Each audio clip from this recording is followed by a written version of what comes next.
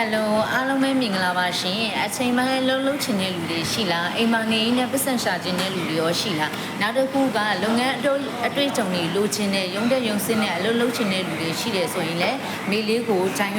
နေပါတယ်ရှင်အဲ့တော့လုပ်ငန်းပိုင်းနဲ့ပတ်သက်ပြီးတော့မေလေးတို့ဘက်ကပညာရေးရှင်ရုပ်ရည်လုပ်ငန်းအတွေ့အကြုံသတ်မှတ်ထားမရှိပါဘူးရှောက်လို့ရပါတယ်ရှင်ဘာကြောင့်လဲဆိုရင်အသေးစိတ်အကုန်လုံးသင်ကြားပေးပါတယ်ဟုတ်ပြီဒီရောက်လို့တကယ်လို့အလုပ်လုပ်မယ်ဆိုလို့ရှိရင်ဘယ်လိုပုံစံမျိုးတွေလုပ်ဆောင်ရမှာလဲဒီကုမ္ပဏီမှာနံပါတ်1အချက်အနေနဲ့ဈေးရောင်းနည်းပညာတွေကိုလည်းသင်ပေးတယ်နောက်တစ်ခုငွေရှာမဲ့နည်းလမ်းတွေကိုလည်းသင်ကြားပေးတယ် management ဘိုင်းတွေကိုလည်းပြန်ပြီးတော့သင်ကြားပေးတယ်